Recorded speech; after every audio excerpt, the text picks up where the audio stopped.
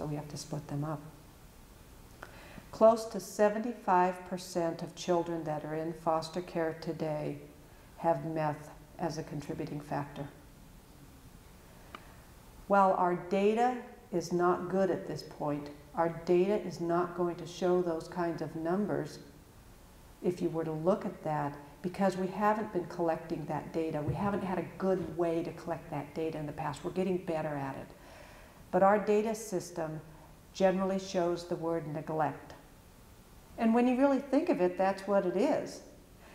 Most of our children that are coming into foster care settings whose families are involved in meth, they're not coming into foster care because they're feeding them meth or they're actually involved in the use of meth.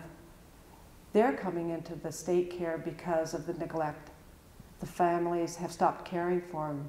They don't get them to school. They don't provide food for them. Their houses are a mess. The children are living in the environment. The meth completely takes over into the family, and the children begin being pushed aside, and they don't have the needed care and the safety and the loving environment that's needed. These children often have increased developmental delays, and we see that more. Placements of children that are involved, that come out of a home with substance abuse, primarily meth, take longer. If you remember what I said about the treatment taking longer, that means that the children are going to be in the foster care system longer. They could be in the foster care system for upwards of 2 years. Our goal with foster care, and the federal government gives us this goal, we have 24 months to keep a child in foster care. If a child cannot be reunified with their family by 24 months, then we need to begin permanent placement, whether it's guardianship or adoption.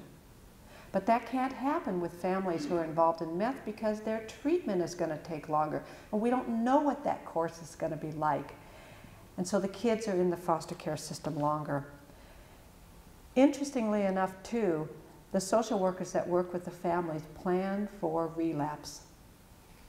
And that's an interesting thing. A lot of people have difficulty with that. They think that when people come out and get into treatment that they should sail right through on a nice smooth course, but we know that doesn't happen. And we help prepare the families for relapse. And what I talk about, we talk about plans. What happens when? What are you going to do if? Who are you going to have your children go to? What are you going to be your red flags with your children? So we help plan, we help families plan for that. With this increase of children going into the foster care, it's clogging our system. And let me tell you how I mean that. Right now our social workers have a caseload of 30 kids on their caseload. While that may not sound like a huge number, the national recommendation is 17.